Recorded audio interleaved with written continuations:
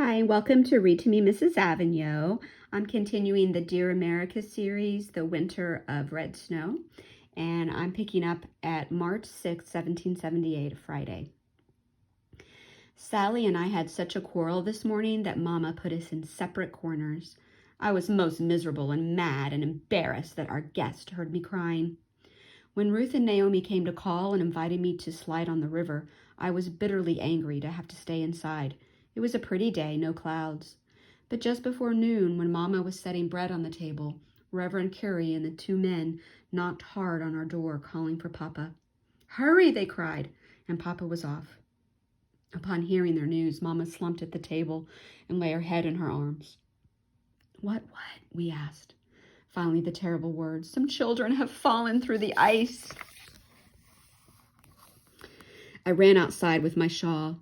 I ran to headquarters and past. There in the ice, like a broken window, was a large hole. A crowd waited on the banks in the cold shade. 2 soldiers stood wet and shivering. Others shouted to one another. When I saw Naomi and Ruth huddled together, I ran to them. They were dripping. "Abby," they cried, "the boys are gone." "What boys?" "The Fitzgeralds, 5 of them, gone. They were chasing us and we heard a shot.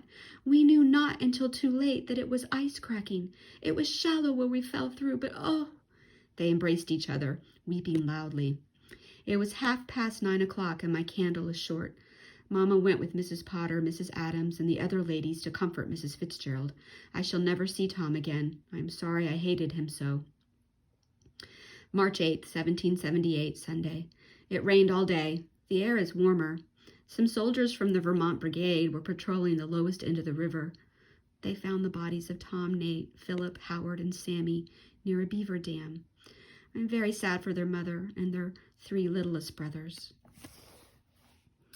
Helen brought them much help to our chores of laundry and ironing.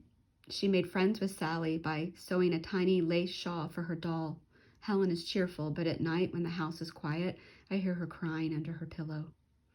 March 14th, 1778, Saturday.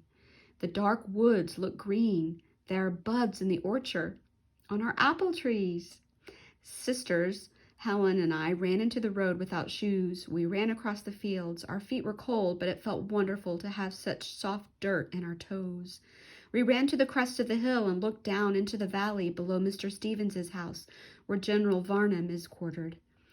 There in rows and rows were soldiers drilling, marching, saluting, and loading muskets. Many were barefoot like us, but there were many in new uniforms, snappy blue jackets with buttons, white pants, tricorns. It was a sight. We hurried as close as we could without being seen and hid under some dogwood bushes still bare. Baron von Steuben paced in front of the men, shouting orders in several different languages. None of them did we understand. There were 3 men with him, interpreting. One listened to the Baron's commands, turned to Pierre, translated them into German. Then Pierre turned to Alexander Hamilton with French words, which Mr. Hamilton then shouted in English. Only then did the soldiers respond to the left drill, right drill, or whichever it was. Several times we heard Mr. Hamilton shout curse words, then shrug with embarrassment because that was what had been translated to him. Thursday, Friday, and today we hid in the dogwoods to watch the soldiers. Elizabeth's eye was on Pierre, though he had not yet shown up wearing the coat she made him. Baron von Steuben, for all his arm-waving and swearing, is proving to be a good instructor, and he's now learned enough English to curse directly at the men. His black coat comes to the top of his boots and flares out like a dress with his long strides. Edzard comes to the field too, but often disappears. After rabbits? I so want him to find us and play. March 16th, 1778, Monday. It has been a sunny week. No clouds, and the hills are greener each day. We can hear frogs at the creek, and I am certain I saw a robin. Yesterday, we hung General Washington's shirts and such along our eastern fence to dry. I minded not so much the ironing and folding because the scent of fresh air has now filled our house. Helen has taken up all Mama's mending and this morning baked a chocolate cake. She let Sally stir and lick. Mrs. Washington sent Oni to ask our help. Tomorrow is a celebration for St. Patrick's Day, and she has many pies to bake. I'm glad she needs no eggs. March 17th, 1778, Tuesday. Sunny, breezy, cool. We stood on the hill to watch the soldiers, our shawls wrapped tight. All afternoon there were blasts from muskets and cannons mixed with rising puffs of smoke. The trill of fifes and steady rat-tat-tat of drums made for a most festive mood. I hoped to see a drummer boy wearing the shirt I made. After drills, the soldiers began a game called Long Bullet, where they piled cannonballs in a heap, then stood back. With another ball, they took turns seeing who could roll the longest and hardest and knock down the most. We went in to help Mama with chores, then just before sundown returned to our hiding spot. There was the Commander-in-Chief, George Washington, playing catch with his officers. This turned into a game of wickets, using bent twigs poked into the ground for tiny gates. The ball they batted about was probably like the one we made Johnny out of deer hide. I wondered if we were still at war. Such was the sound of men's laughter and music. This is St. Patrick's Day. But who is St. Patrick? March 18th, 1778, Wednesday. When we woke again to drums and fifes, I thought the soldiers were still celebrating. But on coming downstairs and hurrying through our breakfast, we realized the drumbeat was slower. I wanted not to go outside. If another woman was being drummed out of the army, I would feel worse if it were a man. I know not why, but I would.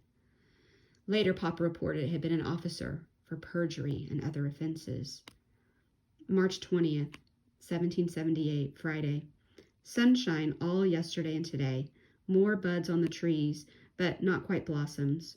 We hiked to the creek, Elizabeth, Helen, Sally, and I, and found our secret pool. It is shallow with a sandy bottom, and as it's in the sun most of the day, it was not as icy as the running river.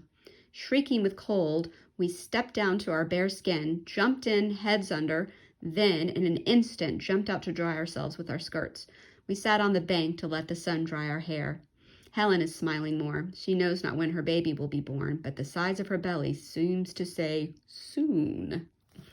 March 21st, 1778, Saturday. Such a dark storm moved in this morning, so swiftly.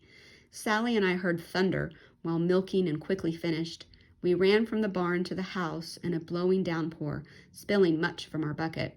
It rained hard all day. What we can see of the road from our window is a river of mud. In the distance was the sound of drums and fifes. "Why are the men drilling even in the rain?" I asked Papa. He said, "Von Steuben promised General Washington that he would turn our soldiers into an army, and that is precisely what he is doing, Abby." March 23rd, 1778, Monday. Still dark and rainy. We had to go to headquarters, as Monday is always wash day, rain or not. Such mud for our poor wagon. Helen came with me, as Elizabeth is feverish and coughing. Mrs. Washington and Mrs. Knox were in the kitchen. Mrs. Knox is so round, I think she too is expecting a baby. They insisted we dry off before returning outside, to become soaked yet again. I was sitting on a little stool by the kettle, my face and hands to the fire, when I felt something wet poke my side. I turned to see Azor, his nose now in my lap and wagging his tail. "Hello, boy." I petted him behind his ears and hugged his neck. When my hand felt the cloth on his back, I could not believe mine eyes. Azor was wearing Elizabeth's coat. The sleeves had been pulled up over his front paws, and it was a short waistcoat. It buttoned under his belly. Elizabeth's coat fit Azor. It is late. The laundry is hanging through the house, still damp, and we girls are upstairs in our nightgowns. Elizabeth is shivering with fever. I have not the heart to tell her about Azor's new clothes. I'll stop there for today.